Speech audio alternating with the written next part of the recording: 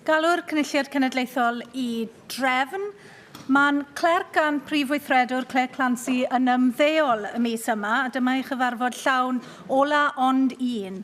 Mae wedi gwasanaethu yn y swydd am dros 10 mlynedd, a hwn fydd rhif 643 iddi o gyfarfodydd plenary. I gydnabod gwerth y cyfraniad yma, dwi am ofyn am sylwadau gan arweinwyr y pleidiau Carwyn Jones. Diolch, Llywydd. I can say that there are few benefits to ageing, but one of the pleasures of serving as a founder member of the Assembly is having seen the institution grow and develop over nearly 20 years.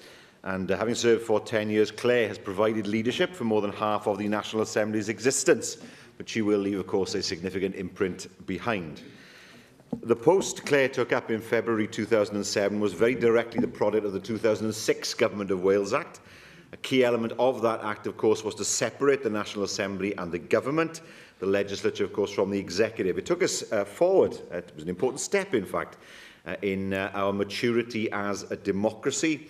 And, of course, behind it lay a great deal of work in setting up the Commission and tooling it to do the job that it required. And that will be Claire's lasting legacy to the Assembly. She supervised the transformation of the Assembly from a somewhat ad hoc body into a pillar of Wales's democracy, capable of operating as a professional scrutiny body in both Welsh and English. We know that security, sadly, is an area where we've seen great change during the years of Claire's stewardship. Working with the police and her wider team, she has, of course, helped to respond to the changing security environment while succeeding in retaining the Assembly that is open to the public, literally as well as morally. I know, Claire, that your stewardship in your role is the culmination of a long career of public service in Wales. Before coming here, you were the Chief Executive of Companies House. Before that, of course, a long career in skills and training in Wales at the Manpower Services Commission and elsewhere. And I know that in the 1990s, Claire spent 2 years on St Helena supporting her late husband Mike, who is very well and fondly remembered by his former colleagues in the Welsh Civil Service. We know, as members of this Assembly, that we look to the Commission to give us the support and infrastructure we need to do the jobs that our voters sent us here to do. So could I thank Claire for all that she has done and, of course, wish her every success and happiness in the future. Leanne Wood.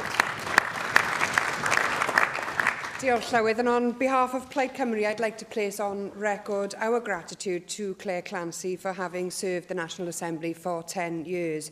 She's been a constant source of support and guidance for all members across the chamber, and alongside the current and previous presiding officers, she's developed and improved the Assembly since 2007, a period of significant change in how laws are made in Wales. We've seen a growth in responsibilities of this Assembly. There's also been a growth in voter turnout, public engagement and public support. And Claire Clancy has played a leading role in all of those developments. I'm confident that Welsh democracy will develop much further in the future, and that will be possible because of the contribution that Claire has made to date. So, diolch yn fawr iawn, Claire, and best wishes to you for the future. Andrew R.T. Davis. Thank you, Presiding Officer. I well remember the first time I walked into this chamber in 2007, and Claire was at the other side there to take the oath of office for newly elected members. I didn't realise the mosaic in front of us here, the heart of Wales, was there. I just set my eyes on the clerk of the Assembly and walked straight across the mosaic and sent the fear of God into the clerk. I was at that stage about 15.5 stone, so it didn't crack. If I did walk across it now, it might cause a problem. But from that day forth, I have come over the 10 years, as my group has come, to appreciate the advice, the support and the continuity of that support and advice that you've given us as a group, but to the Assembly as a whole. And the Assembly in that 10 years has grown in stature to be a Parliament, and a Parliament with legislative and now tax-raising responsibilities. And that is in no small feat to the contribution that you have made as the Clerk of the Assembly and the Chief Advisor to the Presiding Officer. I do thank you for all the support you have given us. I do wish you well and your family in retirement. I hope it will not be the last time we see you, and you do come back on many occasions to see how we develop over the coming years. But it has been a privilege and it has been a pleasure to work with you, Claire. And on behalf of the Welsh Conservative Group, I thank you most sincerely for all the time, effort and support you have given us all. Thank you. Neil Hamilton. Well, Llywydd, it's always a pleasure to make a non-controversial speech which is going to command agreement around the Assembly and to agree with everything that's been said by all previous speakers so far today. I speak from a completely different perspective as somebody who is wholly new to this institution, and indeed all my group members are in the same position, and we have been enormously the beneficiaries of the quiet efficiency of the Clerk's Department, which you have presided over with such grace, charm, intelligence and ability. And without the clerks in any parliamentary institution, of course, it would never be able to function properly. In fact, there are many outside who probably say it's the only part that does function properly. I've seen this, of course, at Westminster as well, where I think the permanent staff are a standing rebuke to all us elected members in the way in which they conduct themselves and in which they perform their functions. And so I would also like to thank you personally for all the help that you've given me in the year now that I've been a member of this place.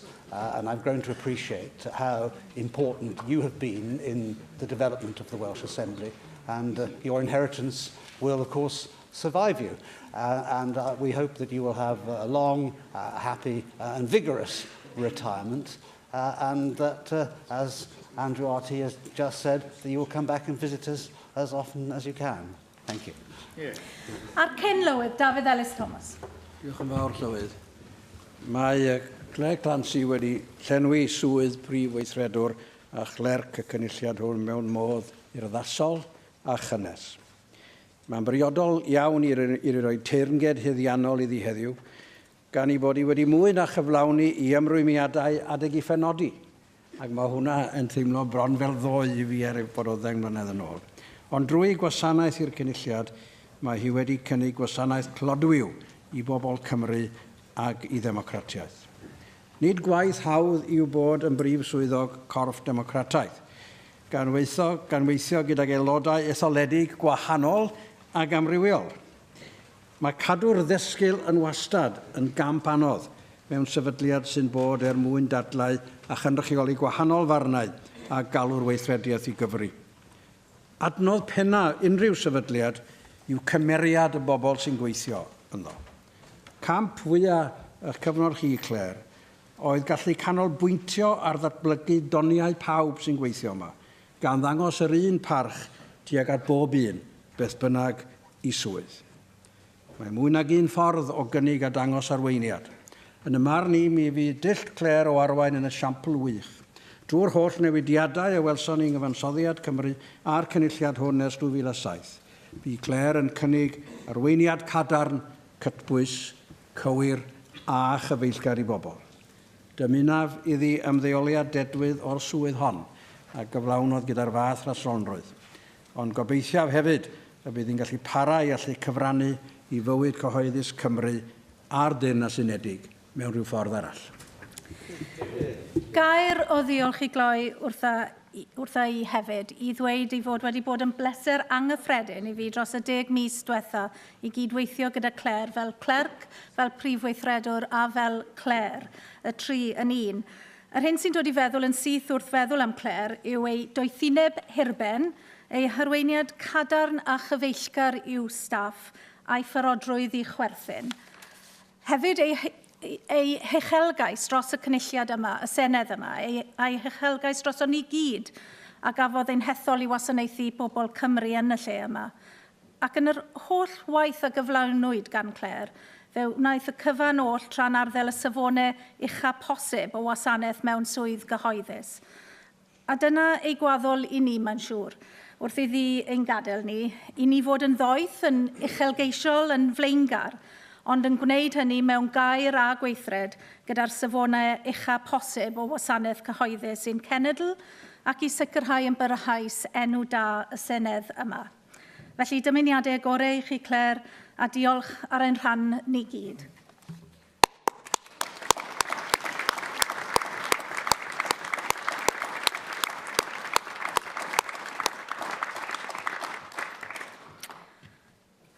A dyma ni felly eitem gyntaf agenda yn dilyn hynna yw cwestiynau i'r Prif Weinidog. A'r cwestiwn cyntaf, Lynn Needle. Will the First Minister outline what steps the Welsh Government is taking to improve child health in Wales? Yes, we're committed to continuing to improve child health in Wales. Taking Wales forward included a commitment to implement our Healthy Child Wales programme, which was launched last October, and that programme includes a range of preventative and early intervention measures to help parents and children make healthy lifestyle choices. Thank you, First Minister. Recent reports by the Chief Medical Officer for Wales and the Royal College of Paediatrics and Child Health had very hard-hitting messages about the impact of poverty and inequality on child health. Will the First Minister outline what steps the Welsh Government is taking to improve outcomes for children from poorer backgrounds in Wales? And what assurances can you give that tackling the impact of poverty on child health will be a top priority for this government? Absolutely, it's a priority for us. In terms of closing the attainment gap, we've seen that gap has been closing. We've seen, of course, the pupil deprivation grant and the way that has worked for the benefit of so many young people. We see the foundation phase and the benefits that gives to children in terms of developing skills early that will stand them in good stead for the future. Of course, we always look to see how we can improve outcomes for children in the future, and that is being considered across government at the moment as part of our commitment to prosperity for all. Llyr Griffith. Diolch Llywydd. O gael hefyd gyfeirio at adroddiad y Coleg Brenhinol Pediatrig a Iechyd Plant yng Nghymru. Mae yna 39 argymhellion fan hyn, a mi fydd y Prif Weinidog yn gwneud yn dda i ystyried yr adroddiad ac i fyfyrio ar yr argymhellion. Mae rhyw fath o agenda i fynd i'r afel a iechyd plant a phobl ifanc yng Nghymru. Ymhlith yr argymhellion, wrth gwrs, ac un maes allweddol yn y cyd-destun yma yw y risg ychwanegol iechyd plentyn pan bod person beichiog yn smygu yn ystod beichiogrwydd. Ni'n gwybod yr effaith mae hynny'n cael mewn sawl ffordd ar ddatblygiad a thwf plentyn, risg o fod yn farw anedig a risg o gael ei geni o dan bwysau ac yn y blaen. Nawr, mae yna ddata ar y niferoedd sydd yn ysmygu yn ystod beichiogrwydd yn Lloegr ac yn yr Alban yn bodoli, ond o safbwynt Cymru, dyw'r data ddim cystal felly ag y dylai fe fod oherwydd i ni'n dibynnu ar famau beichiog i hunan adrodd self-reporting pan mae'n dod i gasglu y data yna. Gai ofyn felly pa fwriad sydd gan y Llywodraeth i edrych ar yr angen i gasglu data mwy cyhyrog yn y maes yna, oherwydd sut allwn ni wybod beth sydd angen i wneud os nad ni'n sicr beth yw maint y broblem? Wel, ni yn datblygu cynllun iechyd plant newydd ar hyn o bryd. Bydd hwnna'n edrych ar y blaenoriaethau dilyn ni i ddilyn a hefyd y gwasanaeth iechyd i ddilyn yn y pen draw. Fel rhan o hwnna, wrth gwrs, bydd yn holl bwysig i sicrhau bod y data sydd gyda ni yn data sydd yn gadarn a bydd hwn yn cael ei ystyried yn ystod datblygiad y cynllun hynny. Darren Miller. First Minister, will you agree with me that one of the ways to improving child health is to ensure proper access to school nurses across Wales? Will you congratulate the school nursing workforce that we have here in Wales that do an excellent job in terms of immunisation and public health messages in our schools, and in particular the unique Judith Jerwood in your own constituency, who serves in Bryn Tirion High School, where they have a unique model of school nursing, which I believe we ought to see more frequently in high schools across Wales. You'll be aware that the school nursing service there is one which is employed by the school itself and one which gives advice on all range of subjects, not just to the pupils, but also to the staff and indeed their families. It's a very good example of good practice. I can almost see the school from where I live, very, very close to me. And we know that the school nurses do an excellent job. We know, for example, the member mentions immunisation, that our childhood immunisation rates remain at the top of international benchmarks. We know that in 2016 to 17, the childhood flu immunisation programme was extended as well to include all children aged 2 to 7 years of age. It's an excellent model that's in place in Bryn Tirion, and one which I'd encourage other schools to look at. Caroline Jones. Diolch, Llywydd. First Minister, the Royal College of Paediatrics and Child's Health 2017 State of Child Health highlighted the need for safe places for children to play in order to tackle the quarter of child population in Wales who start primary school obese. What is your government doing to ensure that young people have access to open spaces and play areas, and what actions are you taking to ensure that every new development provides safe areas for children to play? In new housing developments, we would expect local authorities to provide those open areas, and I've seen them, not just in my own part of the world, but across Wales, that where new houses are built, there is space for children to play. There are often facilities for children to play on as well, and cycle paths, which are increasingly included as part of developments, as they should be. And the Active Travel Act is part of the process of ensuring that cycling is seen as something completely normal in terms of provision of cycling facilities in new developments in the future. That is certainly much in advance of the situation that previously existed, where housing developments were built and no provision was made at all for either open spaces or indeed for facilities for children to play. Cwestiwn 2, Russell George. Diolch, Presiding Officer. Will the First Minister make a statement on cross-border health arrangements between England and Wales? Well, a cross-border protocol is in place to ensure relevant patients have access to appropriate services, and all associated matters are handled in an agreed and consistent manner. First Minister, you will be aware of the ongoing Future Fit process on the future of emergency healthcare services for patients in Shropshire and Mid Wales. Now, it's important for my constituents that emergency services are based in Shrewsbury. Now, to date, the Welsh Government hasn't taken a public position in this regard. Can I ask what prevents you from taking a view on this matter and making strong representations to the NHS Future Programme Board on behalf of Mid Wales residents? Will you take a position? Geographically, Shrewsbury is closer, and so we would prefer services to be based in Shrewsbury. But it's important to ensure that services are safe and sustainable. It's something, of course, that we've had to deal with ourselves. I know that, for example, with ophthalmology and neurology, the Health Board, Powys that is, has secured alternative provision for ophthalmology services through an organisation called The Practice, which does include community outreach clinics within Powys. But clearly, from our perspective, we would wish to see services that are accessed by Welsh people in England to be as close to those Welsh patients as possible. Rhiannon Passmore. Diolch. Llywyd. First Minister, today we learned that there has been a 16% increase in the number of junior doctors choosing to come to or stay in Wales to train to become GPs. Across the Welsh NHS, waiting times are going down. Average response times to emergency calls are now less than 5 minutes. The British Heart Foundation described Wales as a world leader in cardiac rehabilitation. Improvement in cancer performance with number of patients treated is now 40% higher than 5 years ago. And for the 4th successive month, we are getting people home from hospital faster. First Minister, in England, the proportion of patients being treated or discharged in time fell below 78%, with nearly half of hospitals declaring major alerts because of shortage of beds. What message do you have for the men and women who work in the National Health Service who have had to endure the Tories' attempts to denigrate the Welsh NHS over the last few years? Well, we all saw what the Tories did in 2015, but the member makes a robust and comprehensive case that shows the progress the Welsh NHS has made. Only today, we see that more GP training places are being filled, and it shows that the Welsh NHS is seen as a good place to work, and that good progress will continue in the future. Michelle Brown. Thank you, Presiding Officer. At the same time as fulfilling a genuine need, cross-border healthcare cooperation can also serve to mask the shortage of specialist clinical staff in Wales, which has been caused by the failure of government to train sufficient clinicians. When are you going to review the number of self-standing organisations within the Welsh NHS, which receive tens of millions a year, with a view to reducing them so that you can spend more on specialist clinicians for Wales itself? Well, if we look at a rural authority like Powys, it's inevitable that an authority like Powys will access specialist services from England. Geographically, it makes sense for people who live in large areas of Powys. In fact, there are specialist services in England that rely on Powys patients in order to be sustainable. A&E in Hereford is an example of that. Without patients coming from Eastern Breconshire particularly, the numbers going through Hereford's A&E would cause questions to be asked about the sustainability of the service in Hereford. So no, from my perspective, the last thing I want to see is any kind of wall come down between Wales and England in terms of healthcare. We know as well that 25,000 people cross the border the other way to get A&E services in Wales. That's why, of course, we have a robust protocol in place to ensure that services are available to people both sides of the border.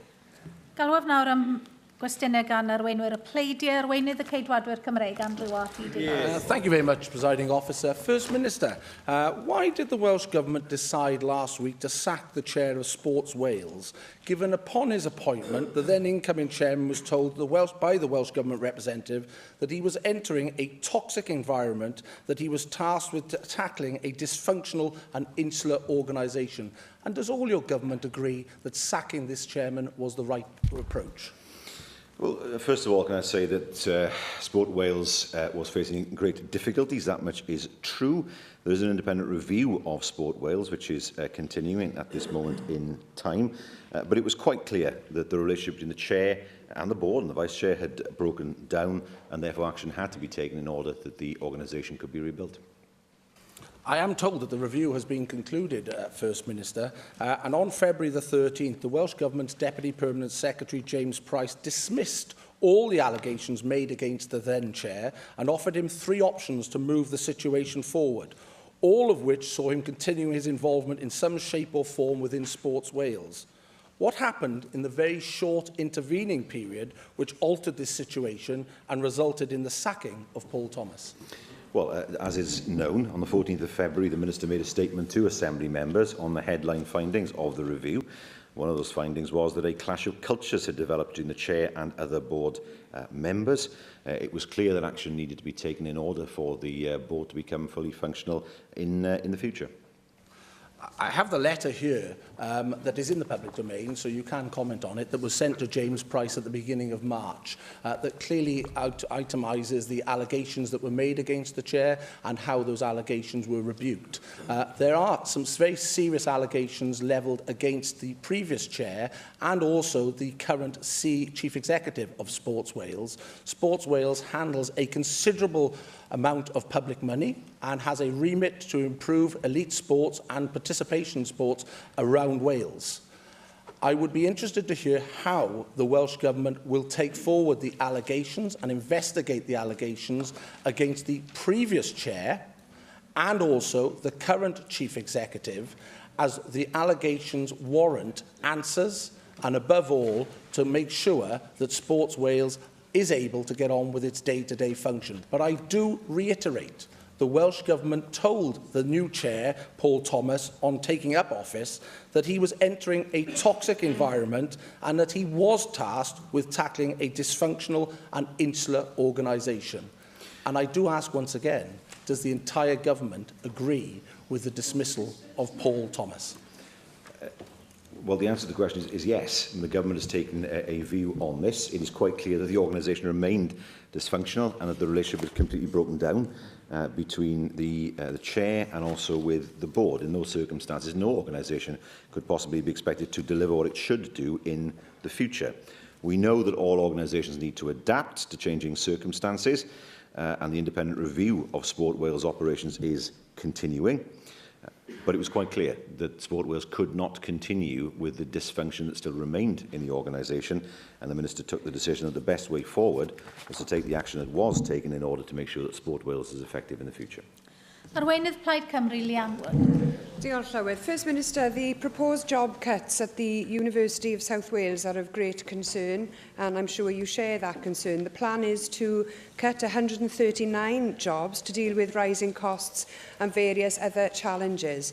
The University of Wales Trinity St David is also looking to downsize its workforce, and I'd like to place on record mine and Plaid Cymru's support for the roles both of those institutions play in our society. But I am concerned about the situation that those institutions are facing and about the prospect of losing what are well-paid jobs.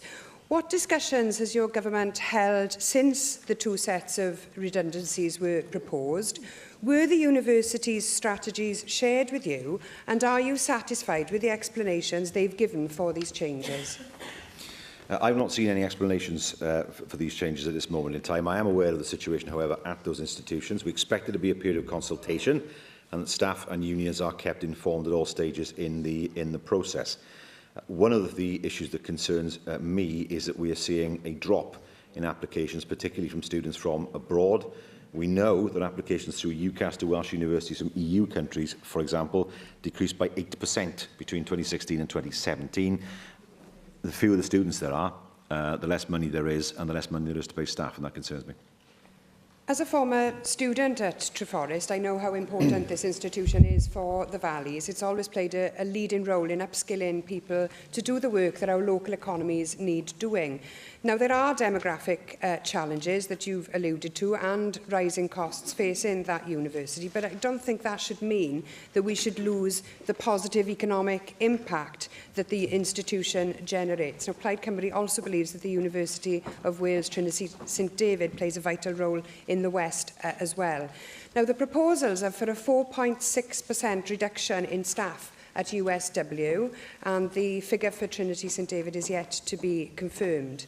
I've had contradictory information on these job losses. On the one hand, we were told that many of the roles at risk will be managers, but from the trade union, I've been told that the roles to be cut could include jobs in IT, library staff and student services as well. Do you think, First Minister, that these job losses are normal housekeeping, or are they a sign that these two universities are facing a difficult future? I've not seen anything on this scale since I was in university myself in the 80s, and that is concerning. It's also correct to say that it's not quite clear what sort of jobs would be lost. That's why, of course, we expect there to be that period of consultation so that there is greater clarity from both institutions about what they are proposing. But I am concerned, I don't know whether this is correct or not, but I have the figures in front of me, as to whether the drop-off of applications from, not just from the EU countries, but other countries as well, is having an effect on those universities' income, which would be, from our perspective, as a country that welcomes students, something that to greatly regret. Both the institutions are feeling the pinch as well from the decision taken to lift the university's admission cap in England. We know that the situation around European and international student recruitment remains volatile and is likely to for some time. But the responsibility to navigate through these difficult waters falls to us here in Wales, and it's you, First Minister, that has overall responsibility for protecting our higher education sector. So what will the Welsh Government do to support our universities? How will you help to protect these jobs and ensure that there's no impact in the longer term upon courses? And do you intend to carry on as business as usual, or are you going to step in and provide support and guidance to Welsh universities so that they can continue to do the good job that they do, serving our economy and our country? We provided more money for HE, but it's about more than that. It's about making sure that Wales is still seen as a place where students from abroad want to come to. That is something that I've been, a point I've been making very strongly whenever I've gone abroad, and indeed when ambassadors have come to visit us here in Wales. That is hugely important. We've also financed schemes, for example, like Sair Cymru. Sair Cymru is a way of bringing in the top academics into Wales, attracting then the best students as well. That helps with the sustainability of universities. And some universities themselves have invested heavily in capital programmes to improve or indeed build new campuses, which again are hugely important in terms of attracting in students. But what we don't know at this moment in time is what effect Brexit will have on, we see some figures already on EU students applying to our universities, and of course students from other countries such as India, where there's been a significant drop-off of numbers over the next few years, and what effect that will have on the sustainability of our universities. That is something that is yet to be fully seen in terms of the impact. Arweinydd grŵp UKIP, Neil Hamilton. Diolch yn fawr, Llywydd. It's inevitable, I suppose, a certain amount of posturing takes place at the beginning of any negotiation, and the current Brexit negotiations with the EU is no exception to that. The First Minister wants to play a direct role in these negotiations, and there is, in fact, a useful role that he can play. He could write to Chancellor Merkel, for example, to say it's a mistake on their part to disconnect the trade talks from the other issues that have to be decided, such as EU citizens' rights in this country and vice versa, and also the question of the dowry that the EU apparently wants the British taxpayer to stump up, which may be as much as £60 billion, which is a bit rich considering we've paid them 500 billion in the last 40 years. And secondly, there is the other development in relation to Spain and Gibraltar, where it seems that the EU is trying to use Gibraltar as a bargaining chip to try to get a better deal from us. given that the question of sovereignty in Gibraltar has been decisively settled by referendum, where nearly every single resident of Gibraltar voted to retain its links with Britain, will he write to the Prime Minister of Spain and also to the Chief Minister of Gibraltar supporting the Gibraltarians' right to self-determination, which is guaranteed by Article 1 of the UN Charter? Well, firstly, it's right to say that there's a lot of posturing, that much is true. And there are issues that still need to be worked through, but the important thing is to discuss the start as soon as possible, and for the future of EU citizens all around in the UK and UK citizens in the EU is resolved as quickly as possible. I do think there's been a significant amount of hysterical reporting on some of these issues. It was said that the UK was using defence and security as a bargaining chip. That's not the way I read the Prime Minister's comments last week, in fairness. It's also said that Spain is trying to use Gibraltar. I don't read that either. Spain, in fact, has been very quiet on the issue of Gibraltar. It was just one clause that appeared in the Commission's negotiating document that was more to do with, not with sovereignty, but with Gibraltar's status as a tax haven and how that would affect the border with Spain in the future. So I see nothing malevolent in this. There are issues whenever there are tax havens that need to be resolved when there is a land border with that tax haven. It's absolutely clear that the people of Gibraltar wish to remain British, and that's what should happen. That was the decision of a referendum. They also voted 95% to remain in the EU. That's not going to happen. When I met with the Chief Minister of Gibraltar, he was quite clear that the last thing Gibraltar wanted was a closure of the border. It would be disastrous for the economy of Gibraltar. Some 15,000 people cross that border every day, and so it is in the interest of both Spain and Gibraltar that that border stays open. But of course, there will need to be consideration of what effect Gibraltar's tax status has on the European market, which I'm sure can be resolved.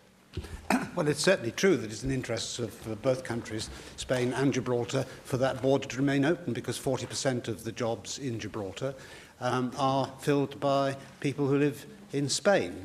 And given that the rate of unemployment in Andalusia is 30% and in Gibraltar is 1%, then it's massively in Spain's interest to respect the existing status of Gibraltar and indeed its status as a tax haven for that matter as well. And so I'll repeat my question to the First Minister. Will he write to the Chief Minister of Gibraltar and to the Prime Minister of Spain supporting the Gibraltarians' case, both in relation to sovereignty and indeed to their freedom to set what tax rates they want in respect of the trade which is actually conducted within the territory of Gibraltar?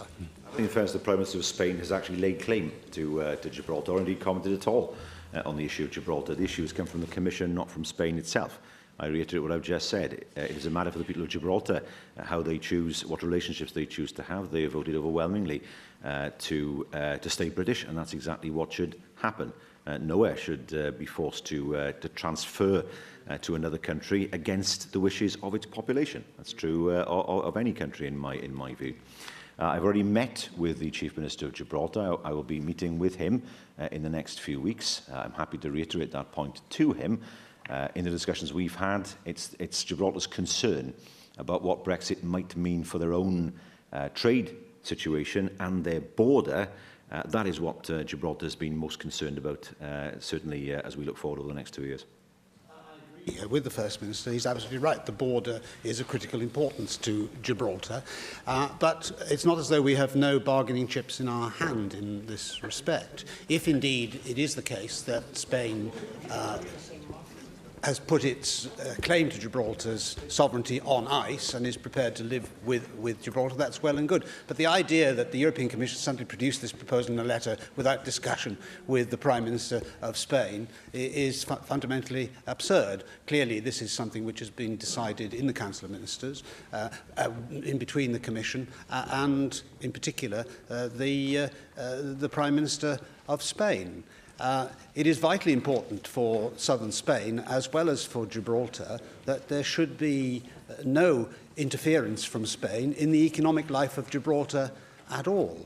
And I think, given that the First Minister was a strong supporter of Remain, and indeed Gibraltar itself, the people of Gibraltar were overwhelmingly in favour of remaining in the EU. I think this is where he can play a significant role in trying to persuade the EU authorities of the good sense of coming to sensible agreements with Britain in the interest of us all.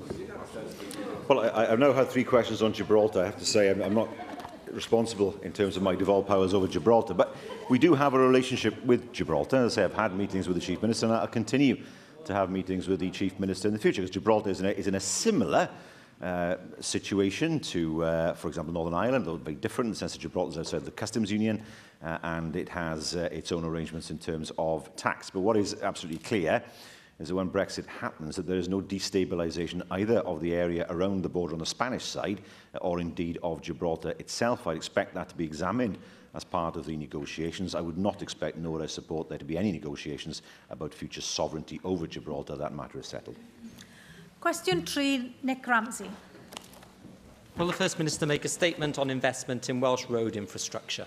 Yes, we have a projected spend of over £700 million on improving and adding to our existing road infrastructure across Wales. That's in addition to funding held in reserves for the M4 project. Thank you, First Minister. The public inquiry into the M4 and the route decided on by the Welsh Government is well underway. The Welsh Government's original published proposals for the M4 Black Route also included demotorwaying the existing stretch of motorway between Mega and Castleton, with the possible creation of cycle and bus lanes and speed restrictions. Is this still the Welsh Government's intention, and is this being considered by the public inquiry, given that demotorwaying could itself have a negative impact on journey times for many of my constituents, many of whom would still continue to rely on the existing piece of road, regardless of whether or not the Black Route is chosen?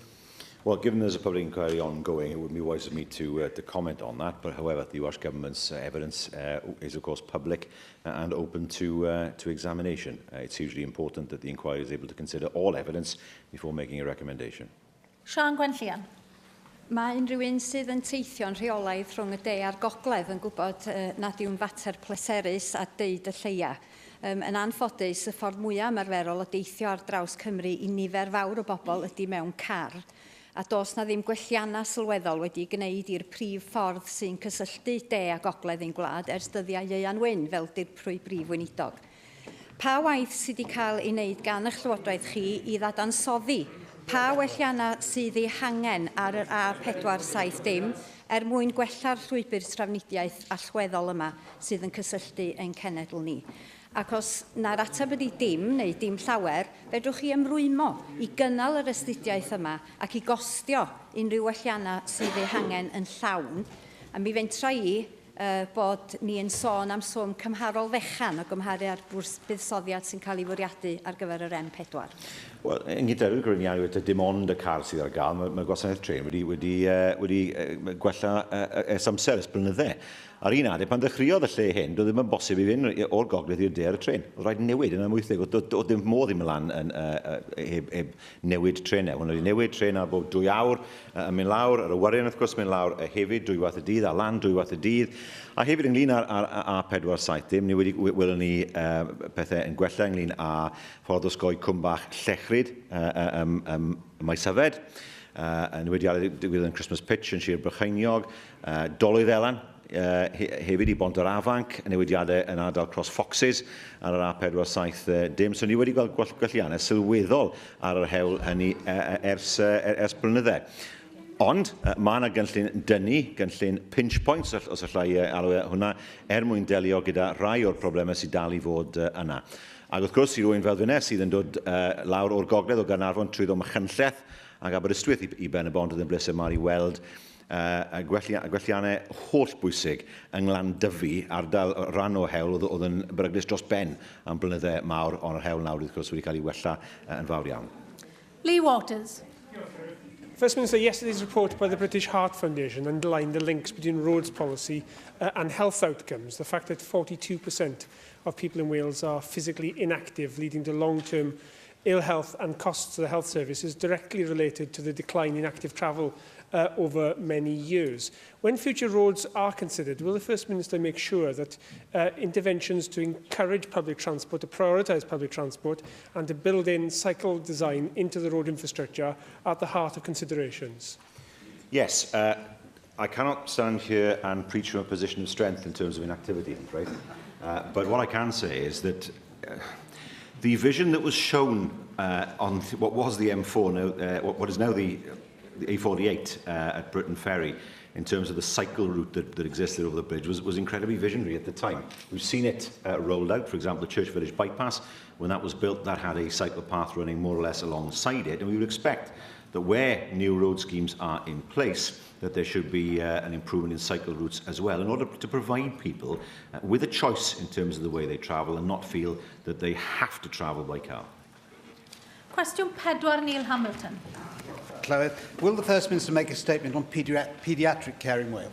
Yes, we're committed to ensuring safe and sustainable paediatric care, delivered on the basis of the very best available clinical evidence and advice. The First Minister will be aware of the limitations on paediatric care at Withybush Hospital.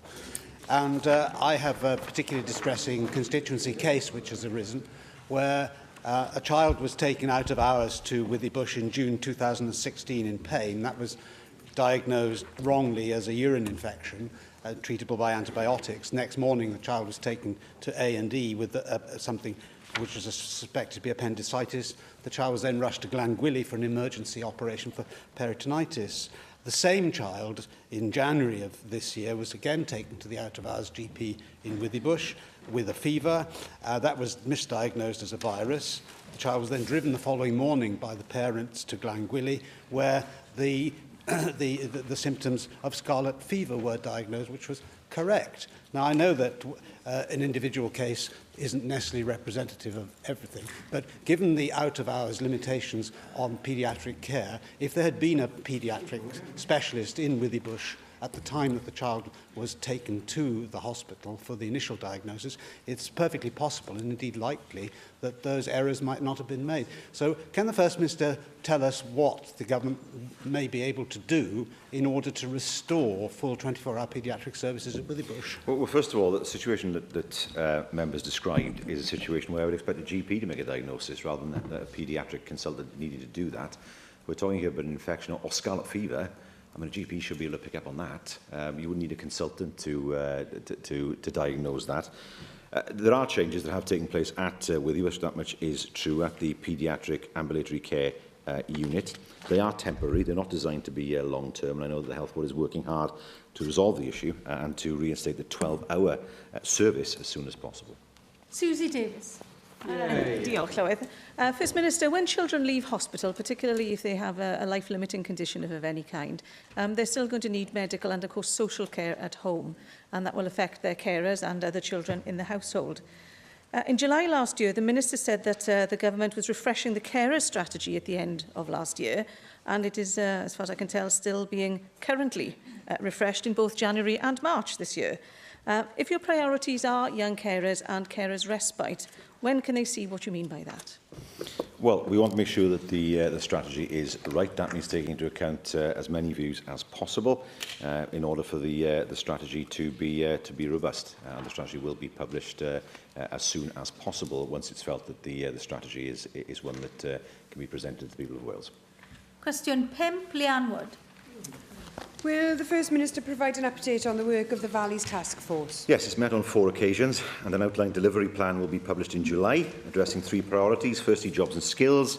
Secondly, integrated and improved public services. And thirdly, community and personal well-being. The plan is being shaped, of course, by feedback from the initial public engagement events.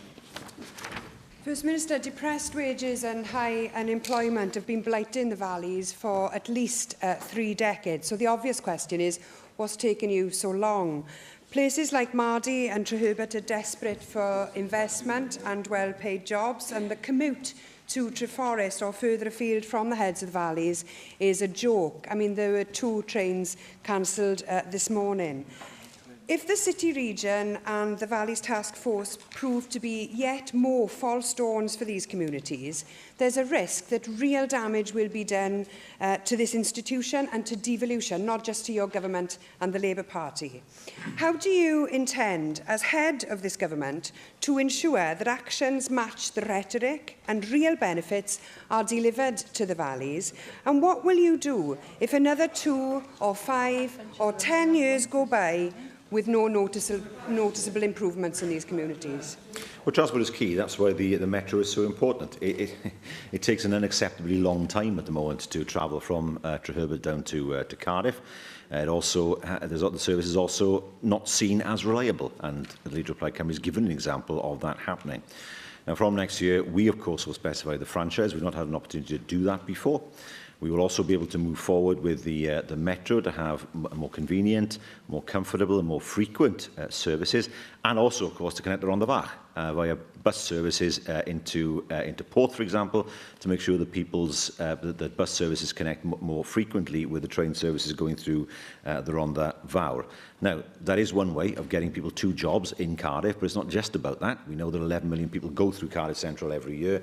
It is about making sure that it is easy to get from Cardiff up into the valleys as well, so that investors don't see the valleys as being physically distant from Cardiff, which I've heard. They're not. We know they're not, but that's the way sometimes they have been perceived, and we want to make sure that we have a transport network that shows that our valley communities are able to attract more investment in the future, as well as people also being able to access employment wherever that might be. David Rees.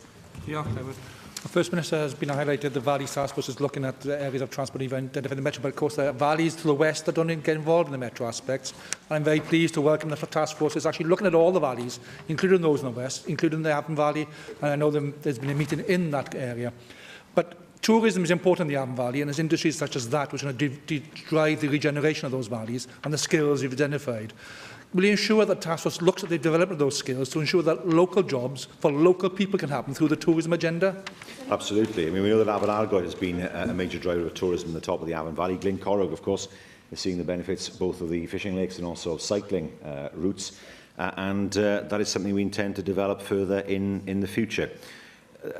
It's hugely important as well that we don't forget that transport links are important wherever the particular valley might be, and that means that when we get control of the buses next year, we'll be able to look at how we can improve services in the Avon Valley on the buses as well. We know that trains went in 1970, but certainly it is an opportunity for us now to create an integrated transport system across Wales, not just in some parts of Wales, to benefit people who live in the valleys.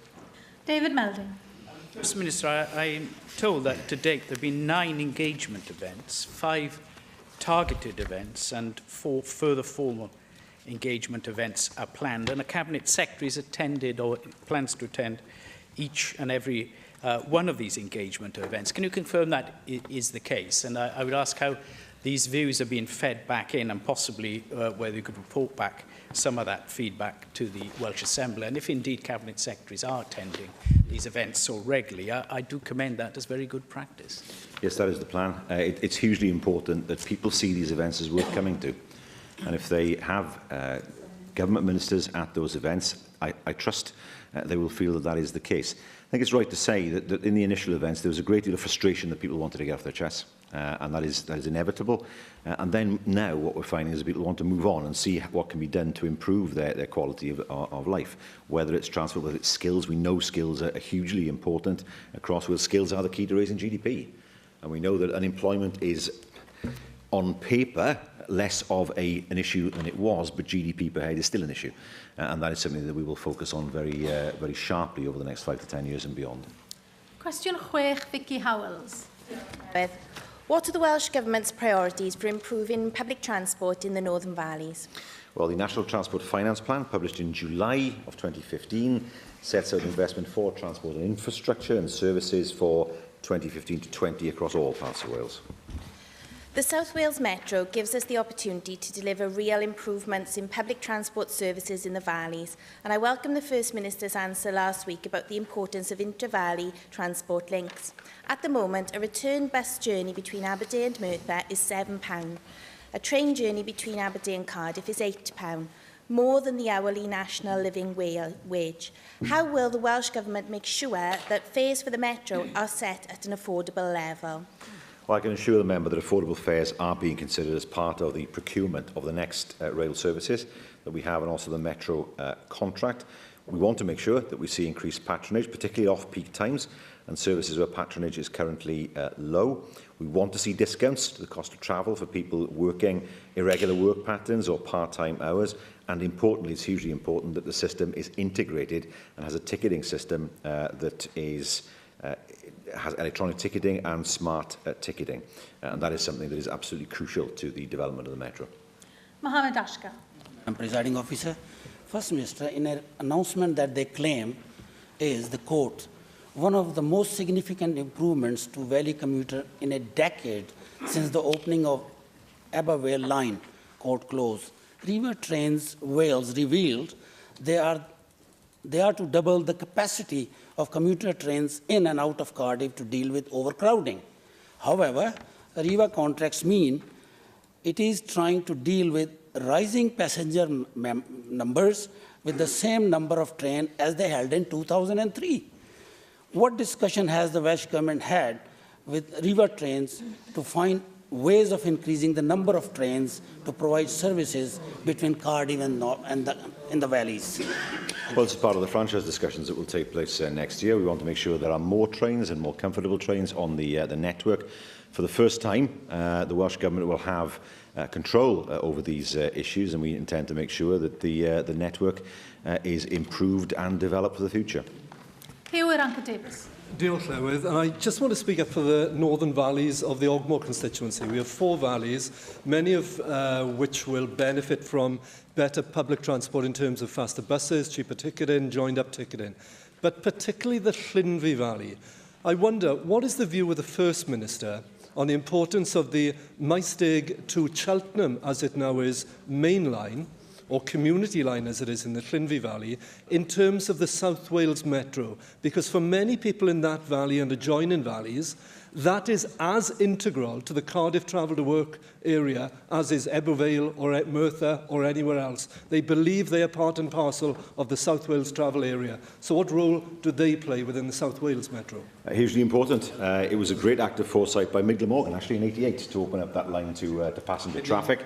At the moment, of course, it's an hourly service with no Sunday service. Well, that's not something that in the long term we should be satisfied with.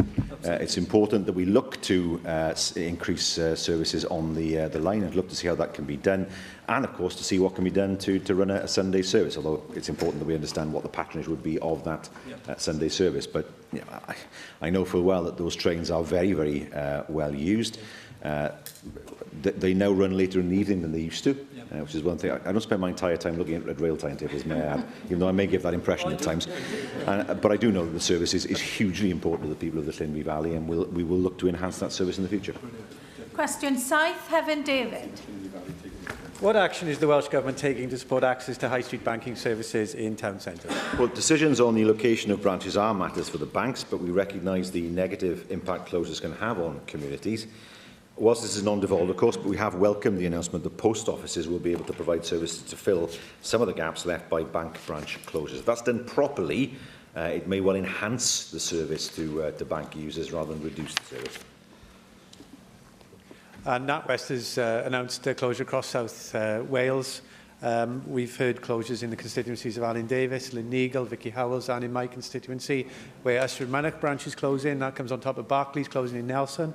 And NatWest did it without any consultation at all, and as far as I'm aware, and I condemn that, and I think that there should have been far better consultation than there was. I'm concerned about the impact on elderly and vulnerable people, people who don't have access to internet banking, and also the message this shows to high streets where there are banks closing, branches closing, and we are trying to regenerate the Northern Valleys and build our town centres, and the banks are doing the opposite. And I think it's absolutely the wrong thing to do. You mentioned the post office. To what extent can we, as you as a Welsh Government and we as Assembly members, ensure that people like the post office ensure that those services are properly available? Well, I've seen branch closures in my own constituency as well over the years. I know that in even branches in Bridgend Town itself, the patronage has dropped quite considerably because the reasons for people going to the bank are few in number now compared to years ago. Now, internet banking services are not of themselves a solution. As the member rightly points out, there are people who either can't or don't feel comfortable in using electronic services, and provision must be made for them. To my mind, if this is done properly and people can access the same services through the post office, that will give them access to a wide range of branches. It will also help with the sustainability of post offices, because I know that they receive a commission for providing those banking services, and that is, and the post offices do provide a way of ensuring that services continue for those people who use them. I have been told by banks that there will be more closures at some point in the future, nothing specific, but it's just the trend that they have seen thus far. HSBC were the last to resist that trend. They kept their branches open longer than most in some parts of Wales, but it's absolutely crucial that services are not lost to people and that they are provided by the alternative means of the post office. Rhina Piorwr.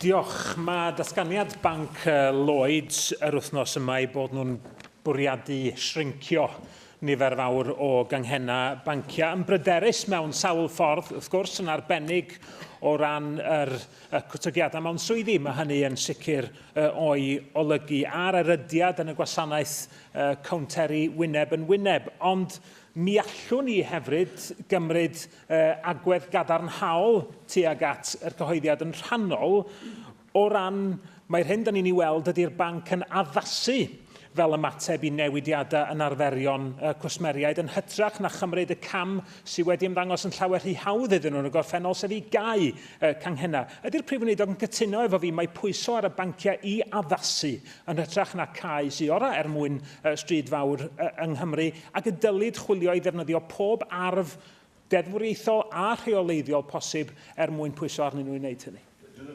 Modd deddfwriaethol I newid y sefyllfa, ond wy yn cytuno gyda fe ynglyn â'r ffaith dylai'r banciau I feddwl am bopeth ond cai.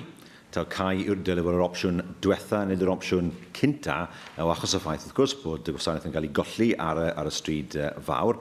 Os dwi'n ddim yn bosib, mae fe'n holl bwysig felly bod y banciau yn delio gyda'r swyddfa post mwyn bod y gwasanaeth yn gallu parhau yn y swyddfa post. Ond, wrth gwrs, bydd ddim yn moyn gweld cau canghennau fel rhywbeth sydd yn flaenoriaeth i'r banciau. Russell George. Thank you, Presiding Officer. First Minister, the NatWest Bank in the last 12 days has also announced the closure of the Welshpool and Machynlleth branch in my constituencies, two very major towns, of course, there as well. And as Heaven David has alluded to, they've done so without any public consultation whatsoever. Now, a public meeting was held last night in Welshpool in this regard, and the post office, as you have mentioned, was also discussed as a potential. But a lot of the issues there revolve around privacy and disability access. Is there actually capacity at the post offices as well in some particular locations? Now, as you said, I understand absolutely that this is, of course, an issue ultimately for the bank. It's a commercial decision. I have previously raised and had a fairly positive response from ministers when calling for the government to facilitate a discussion with the banks and the Financial Conduct Authority and other partners to explore a community banking model which would see banks share services. And I wonder whether this would be something that you'd be willing to explore in more detail. Thank you. Well, I will consider that. I'll ask the Minister to write to the member with regard to the proposals that he has made. What we don't want to see is a loss of banking services completely in communities. And there is a danger that where banks, particularly when they do this very quickly, decide to shut branches, that sufficient provision isn't made in the post offices, that they don't leave a cash machine, for example, in a community so people can't get cash. And I know that in Crickhowell recently one of the branches closed, but the ATM has remained, which provides some service for local people, although not all services. So I will ask the Minister to write to the member in that regard, and particularly with regard to the suggestion he makes on community banking. Ac yn ola cwestiwn 8, Julie Morgan. Diolch. And does the First Minister have any plans to make official visits to European countries in the near future? Yes, my most recent visits were to Brussels and Norway, and I plan to visit Gibraltar in the near future. I thank the First Minister for that response.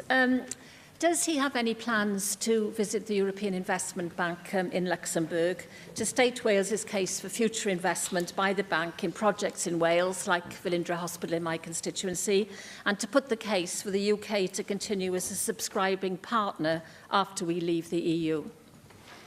Yes, I can say that a senior official level delegation visited the EIB in Luxembourg in October to maintain direct dialogue. The Vice President of the EIB visited Cardiff for a number of meetings on the 9th of February, but we strongly advocate that the UK should remain a sponsoring partner of the EIB. It doesn't cost anything to the UK. The UK contribution is loan money, and so it's repayable over the time or the terms of those loans. There is no reason at all why, in leaving the EU, we cannot remain part of the EIB infrastructure. Diolch i'r Prif Weinidog. Yr eitem nesaf yn agenda ni yw'r datganiad.